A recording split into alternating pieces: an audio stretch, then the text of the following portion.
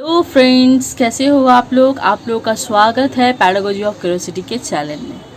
आज हम लोग लर्निंग डिज़ाइन के सफ़र के साथ ये कंटेंट को स्टार्ट करने वाले हैं, जो है हमारा पॉलिटिकल साइंस पे। आज हम लर्निंग डिज़ाइन रेडी होने वाला है दोस्तों। ओके, चलिए ये सफ़र हम लोग स्टार्ट करते हैं। स्टार्ट करने से पहले मैं हमेशा आपसे एक रिक्वेस्ट करती हूँ कि यदि वीडियो यूज़फुल लगे तो लाइक, सब्सक्राइब, व्यू कीजिए और साथ ही साथ उन दोस्तों तक शेयर कीजिए जिनको ये लर्निंग डिज़ाइन की ज़रूरत हो फ्रेंड।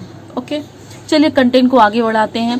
जैसे कि मैं हमेशा कहती हूँ कि आप यदि लर्निंग डिज़ाइन बनाने जा रहे हो तो जितनी ज़रूरत हो पेज की उतनी पेजों में आप क्या कीजिएगा, मार्जिन लाइन टान लीजिएगा।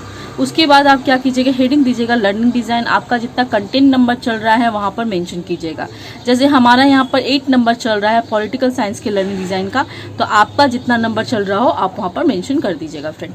उसके बाद क्या करना है, आपको एक बॉक्स बनाना है। बॉक्स को एक लाइन से 2 पार्ट में उसको डिवाइड कर देना है दोस्तों। पहला पार्ट में आपको क्या लिखना पड़ता है, नेम ऑफ द स्कूल लिखना पड़ता है, जिस स्कूल में आप पढ़ाने जा रहे हो। Class, duration, name of the teacher. Okay friend, class देखिए यहाँ पर आज हम लोग क्या करने वाले हैं, 11th क्लास के बारे में डिस्कस करने वाले हैं, पॉलिटिकल साइंस के सब्जेक्ट से रिलेटेड। ओके, 11th क्लास है तो ड्यूरेशन आपको ऑब्वियसली पता ही होगा कि 45 मिनट मेंशन करना है फ्रेंड। मैं फिर भी एक बार बता देती हूँ आपको, यदि आप 6 to 10 पढ़ाने जा रहे हो या लर्निंग डिज़ाइन बनाने जा रहे हो तो देखिए 35 मिनट्स का क्लासेस होता है उन लोगों का। ओके, और हाई सेकेंडरी जो होता है 11-12 उन लोगों का क्लासेस 45 मिनट मेंशन होता है फ्रेंड। ओके, इसमें कोई गलती मत कीजिएगा, आप लोग सही लिखिएगा। सॉरी। उसके बाद देखिए नेम ऑफ द टीचर, जो ये लर्निंग डिज़ाइन बना रही हैं या बना रहे हैं उनका यहाँ पर नाम मेंशन होगा। अब हम लोग आ जाते हैं राइट साइड में। राइट में देखिए आपका क्या है, सब्जेक्ट है। सब्जेक्ट देखिए पॉलिटिकल साइंस है फ्रेंड। ओके, यदि आपको पॉलिटिकल साइंस के साथ ही साथ कोई और सब्जेक्ट का लर्निंग डिज़ाइन की ज़रूरत हो, वो भी हमारे चैनल में अवेलेबल है फ्रेंड्स। जाके आप देखिए मेरे प्लेलिस्ट में बहुत सारे सब्जेक्ट से रिलेटेड आपको लर्निंग डिज़ाइन अवेलेबल है, मिल जाएगा। और आगे भी हम लोग और कंटेंट को ढालने वाले हैं, कंटिन्यू ये प्रोसेस रहेगा फ्रेंड। ओके, देखिए टीचिंग यूनिट आज हमारा राइट्स होने वाला है, अधिकार के बारे में आज हम लोग डिस्कस करने वाले हैं अपने लर्निंग डिज़ाइन के बारे में।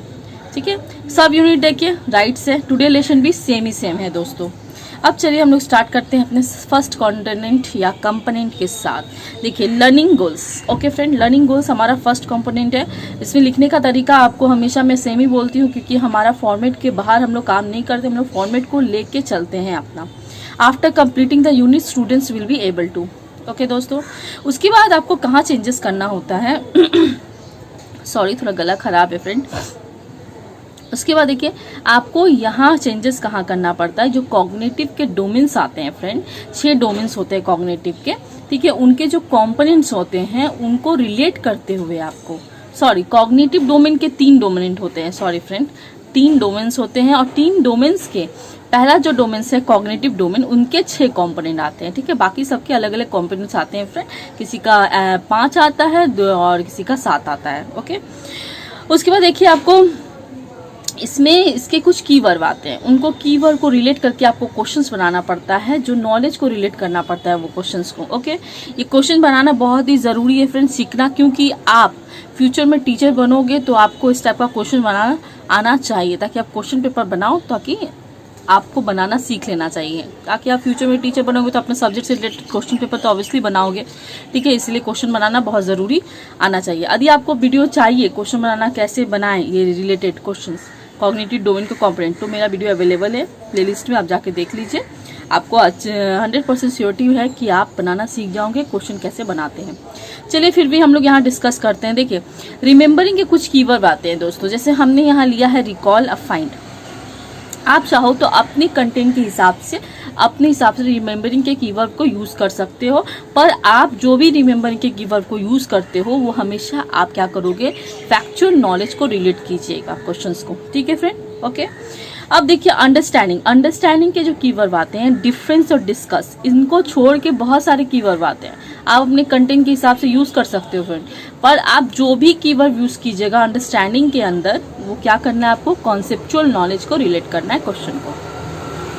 उसके बाद आ जाते हैं हम लोग अप्लाइंग के भी कीवर्ड आते हैं, जैसे यहाँ पे इलस्ट्रेट लिया है मैंने, बहुत सारे कीवर्ड होता है फ्रेंड। ठीक है, यदि आप उन कीवर्ड को यूज़ करके क्वेश्चंस बनाओगे तो हमेशा याद रखिएगा कि ये प्रोसीड्यूरल नॉलेज के साथ रिलेट होगा क्वेश्चन।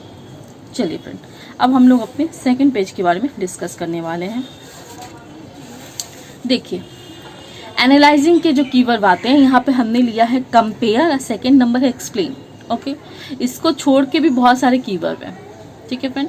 आप यदि उनके कंटेंट के हिसाब से, यदि अपने कंटेंट के हिसाब से एनालाइजिंग के कीवर्ड को यूज कर रहे हो, तो हमेशा आप उन क्वेश्चंसों को प्रोसीड्यूरल नॉलेज के साथ रिलेट कीजिएगा। पीके का मतलब फ्रेंड यहाँ प्रोसीड्यूरल नॉलेज। ओके, इवैल्यूएटिंग का भी वही केसेस है। इवैल्यूएटिंग के भी यदि आप कीवर्ड यूज करते हो, जैसे यहाँ पे सेलेक्ट है, दूसरा जस्टिफाई है, इस टाइप के कीवर्ड यूज करते हो, इवैल्यूएटिंग के और भी कीवर्ड होते हैं, उनको यूज करते हो यदि, तो क्वेश्चंस को हमेशा प्रोसीड्यूरल नॉलेज के साथ रिलेट कीजिएगा।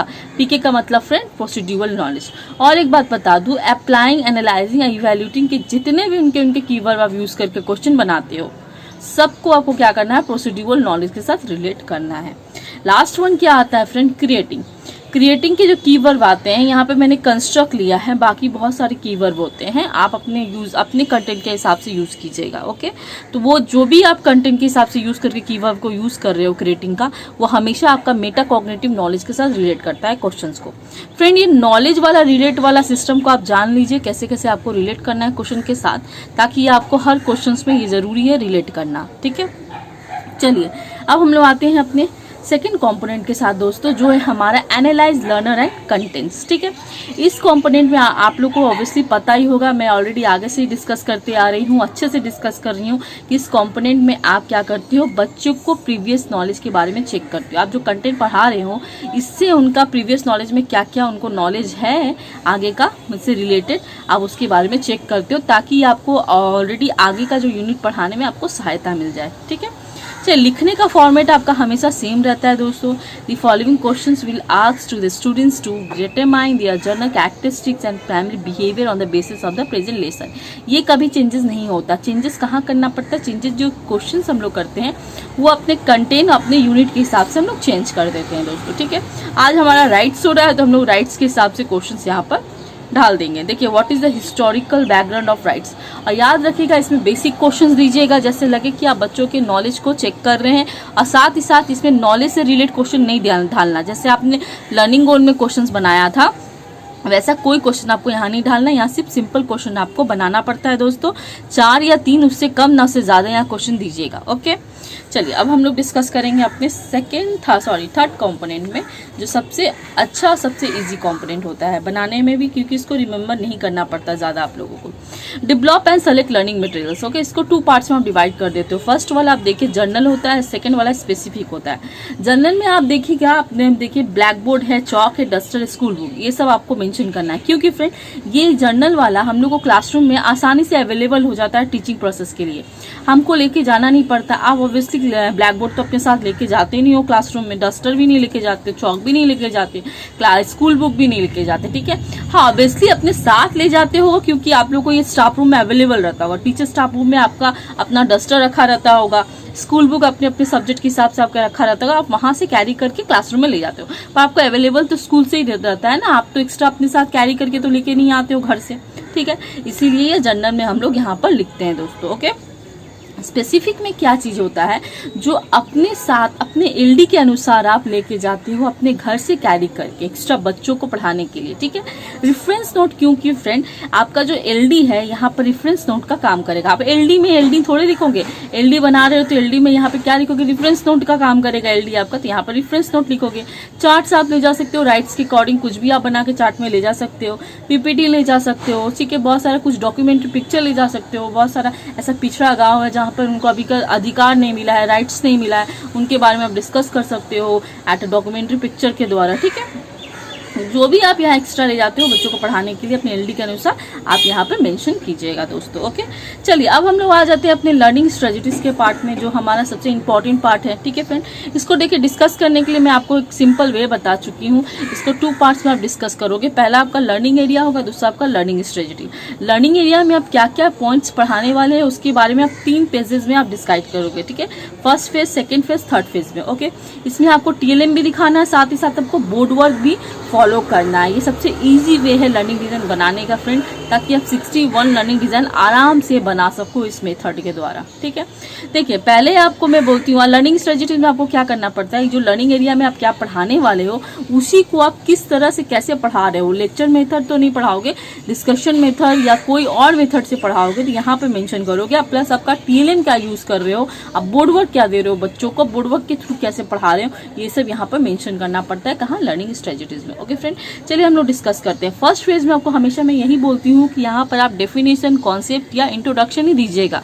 इसका कारण मैं ऑलरेडी आपको डिस्कस कर चुकी हूँ अपने वीडियो में, फिर भी मैं एक बार और बता देती हूँ आप लोगों को क्यों दोस्तों यहाँ पर हम लोग इंट्रोडक्शन और राइट्स देते हैं। देखिए सपोज आप लोग क्लासरूम में अपना पहला क्लास आप प्रेजेंट करने जा रहे हो बच्चों के सामने, तो जाते ही आप तो बच्चों को फर्स्ट नहीं बोलोगे कि ना चलो किताब निकालो, बुक्स निकालो, आज हम लोग इसके बारे में डिस्कस करने वाले हैं, ये सब तो नहीं बोलोगे आप जाते ही अपने क्लासरूम में फर्स्ट इंप्रेशन में क्या करोगे, इंट्रोडक्शन दोगे, अपना सिंपल इंट्रोडक्शन दोगे, प्लस बच्चों का इंट्रोडक्शन लोगे, प्लस कुछ चैप्टर का इंट्रोडक्शन करवाओगे बच्चों के साथ, डिस्कस करोगे आप लोग का फ्यूचर जो आगे के प्रेजेंट टीचर थे वो क्या क्या पढ़ा चुके हैं, अभी भी क्या बाकी है, इस सब के बारे में डिस्कस करोगे। उसी तरह फ्रेंड यदि आप अपने क्लासरूम में पहले कंटेंट के बारे में पढ़ाने जा रहे हो तो आप फर्स्ट उसके बारे में बच्चों को डिस्कस करोगे, उसका डेफिनेशन, उनके इंट्रोडक्शन या उनके कॉन्सेप्ट के बारे में डिस्कस करोगे, तब तो आगे बढ़ोगे कि इसका फीचर्स क्या है, इसका काइंड्स क्या है, इंपॉर्टेंस क्या है, इसके बारे में उसके बाद में बात होता है। ठीक है, उसी तरह फ्रेंड फर्स्ट फेज में इसीलिए मैं यहाँ पर आपको डिस्कशन बोलती हूँ हमेशा डेफिनेशन, कॉन्सेप्ट या इंट्रोडक्शन का रखने के लिए। ठीक है, एज पर योर एक बेसिक रूल्स के हिसाब से आप वो चीज़ रखते हो तो एक क्या होता है, एक अच्छा भी लगता है, साथ ही साथ आपका जो डिस्कशन मेथड भी फॉलो हो जाता है, TLM भी फॉलो हो जाता है, साथ साथ आपका बोर्ड वर्क के साथ भी आपका लेके अपने वर्क को आगे बढ़ सकते हो। ठीक है फ्रेंड, चलिए देखिए discuss the definition of rights. The teacher will discuss about the rights के बारे में टीचर क्या करेगा, यहाँ पर डिस्कस करेगा। आप यहाँ पर छोटे मोटे अपना डेफिनेशन ऐड कर दीजिए। क्लासरूम तो सिचुएशन ऑलरेडी अलग होता है, LD के अनुसार आप बिल्कुल पढ़ाते नहीं हो, LD सिर्फ यहाँ पर रिटर्न फॉर्म का काम करता है फ्रेंड। ठीक है, ये आप लोग को ऑलरेडी पता है। सेकंड फेज में देखिए discuss the kinds of rights. Kinds of rights के बारे में आप बच्चों को डिस्कस करवाओगे। क्लासरूम में बहुत सारा ऐसा डिस्कशन हो जाएगा आपको कि सर हर बच्चे के अपने अपने घर में क्या क्या राइट्स होते हैं, अब उसे ही आप बच्चों से निकाल सकते हो एग्जाम्पल के थ्रू। डेमोन्स्ट्रेशन भी आपका हो जाएगा, साथ साथ एक्टिविटीज़ भी हो जाएगा फ्रेंड। ठीक है, देखिए सॉरी चिपक गया है। Okay, kinds of right.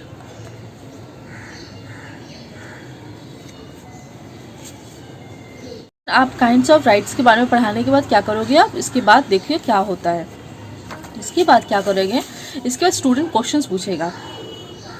The students will ask questions after discussion the kinds of rights and get clear idea by teacher. Teacher के द्वारा अपना क्या करेगा, आइडिया को क्लियर करेगा फ्रेंड। ओके, सेकेंड फेज तक खत्म। थर्ड फेज में देखिए आपको क्या करना है, discuss the importance of rights. Rights के महत्व के बारे में आप डिस्कस करोगे। किसके थ्रू करोगे, बोर्ड वर्क के थ्रू करोगे।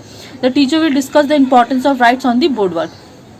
ठीक है, black board. Okay, black board के द्वारा आप क्या करोगे, बच्चों के साथ डिस्कशन करोगे इंपॉर्टेंस के बारे में। ब्लैक बोर्ड वर्क आपको जरूर से जरूर दिखाना है, ये रिक्वायरमेंट होता है LD का। ठीक है फ्रेंड, उसके बाद देखिए the teacher will explain the importance of rights with discussion method through active participation of the student. Okay, जैसे हम लोग हमेशा फॉर्मेट में फॉलो करते हैं वैसे हम लोग हमेशा इसको लिखते आ रहे हैं और लिखते रहेंगे जब तक आपका 61 लर्निंग नहीं होता। उसके बाद आप क्या करोगे, आप अपनी यूनिट को पढ़ा लिया, आप चेक करोगे कि आपकी टीचिंग कितनी इफेक्टिव रही, बच्चों पे कितनी इफेक्टिव पड़ी।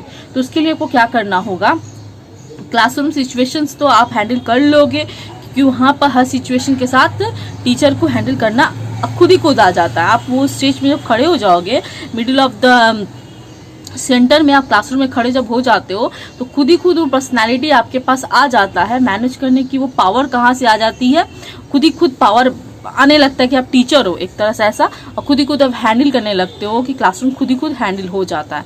आप वो सिचुएशन इतने अच्छे से हैंडल कर लेते हो उस सिचुएशन में खुद ही खुद हो जाता है, आपको कुछ करने की ज़रूरत नहीं पड़ती। पर आपको जो LD होता है, LD में आपको कैसे मैनेज करना पड़ेगा, LD में आपको क्या करना पड़ेगा, जो डिज़ाइन फॉर इवोल्यूशन के सेक्टर है वहाँ पे एक वर्कशीट बनाना होगा फ्रेंड। ठीक है, वर्कशीट कैसा होना चाहिए, मार्क्स 10 मार्क्स का होना चाहिए, प्लस यहाँ पर नॉलेज से रिलेटेड क्वेश्चन होना चाहिए। जैसे आपने लर्निंग गोल में जो क्वेश्चंस बनाया है वैसे ही यहाँ पर भी आपको क्वेश्चंस को फॉर्मेट करना पड़ता है। पर एक चीज़ है कि लर्निंग गोल्स में आपने फिलिंग द ब्लैंक्स इस टाइप का क्वेश्चन नहीं दिया, वहाँ पर सिंपल क्वेश्चंस दिया है। यहाँ पे आप क्या कर सकते हो, कुछ एक्टिविटी बेसिस क्वेश्चन यहाँ पे ढाल सकते हो फ्रेंड। ठीक है, क्योंकि वर्कशीट जितना एक्टिविटी बेसिस रहेगा उतना अच्छा लगेगा, प्लस आपका LD में देखने में भी अच्छा लगेगा और प्लस बच्चों को भी करने में अच्छा लगेगा। ठीक है, देखिए पहले मैंने क्या किया है, क्वेश्चन नंबर 1 में classify the rights and responsibility के बारे में एक पिक्चर्स वाइज क्वेश्चन दिया है, ताकि बच्चा काट के बच्चा खुद वहाँ पर अटैच करे वैसा क्वेश्चन। तो इस टाइप का क्वेश्चन जो होता है वो क्या करता है, प्रोसीड्यूरल नॉलेज के साथ रिलेट करता है। ठीक है फ्रेंड, देखिए यहाँ पे देखिए राइट्स एंड रिस्पॉन्सिबिलिटी का 2 कॉलम मैंने बना दिया है। ठीक है, और आगे का क्वेश्चन पीछे पेजेस में डिस्कस है।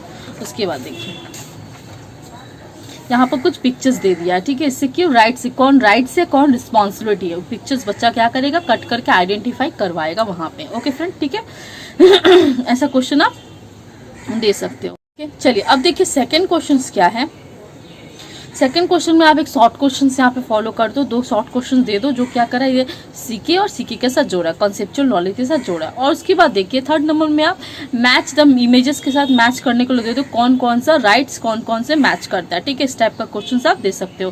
पिक्चर्स फ्रेंड देखिए पिक्चर्स मैंने कैसे लगाया है आप पूछोगे, ये पिक्चर्स मैंने पास जितना रफ बुक रहता है, जैसे बहुत सारे बच्चे का बुक पड़ा रहता है, वो लोग क्या करते हैं वो सब फेंक देते हैं, तो मैं क्या करती हूँ उन सब बुक को कैरी करके रख देती हूँ, ताकि एज ए फ्यूचर मुझे वेस्ट मटेरियल से कुछ भी बनाने को आता है तो मैं बना सकती हूँ उसको। ठीक है फ्रेंड, मैं जितना भी टीएलएम यूज करके बनाती हूँ, जितना भी एलडी में पिक्चर्स यूज करती हूँ, सब वेस्ट मटेरियल फ्रेंड, ठीक, मैं कुछ खरीद के नहीं लाती एक्स्ट्रा ना लाके। मैं आप जितने बीएड कर रहे हो, ठीक है, बीएड में प्लस आपका खर्चा भी होता है, साथ ही साथ आपका जो एडमिशन फीस के साथ एक्स्ट्रा खर्चा तो आपका ये टीएलएम ये सब बनाने में खर्चा हो जाता है, जितना आपको एक्टिविटीज होता है। इसलिए फ्रेंड ऐसा कोशिश कीजिए कि आप वेस्ट मटेरियल ज़्यादा यूज़ करें, ताकि आप बच्चों को भी सिखा सके कि वेस्ट मटेरियल के द्वारा अपने प्रोजेक्ट या अपने पढ़ाई में कितना उपयोग कर सकते हैं उन लोग। ठीक है, इसीलिए फ्रेंड आप लोग भी वेस्ट मटेरियल ज़्यादा यूज़ करके बनाया कीजिए। ओके, ये सब मेरा वेस्ट मटेरियल से मैं बनाती हूँ। ठीक है, ये सब पिक्चर्स जितने से सारे हैं लगाती हूँ, यदि टीएलएम बनाती हूँ तो सब मेरा वेस्ट मटेरियल, कोई में जो मैं खरीद के यूज़ ज़्यादा नहीं करती। ओके, इस टाइप का क्वेश्चन आप दे सकते हो। ये भी क्या कर रहा है फ्रेंड, पीके के साथ जोड़ रहा है।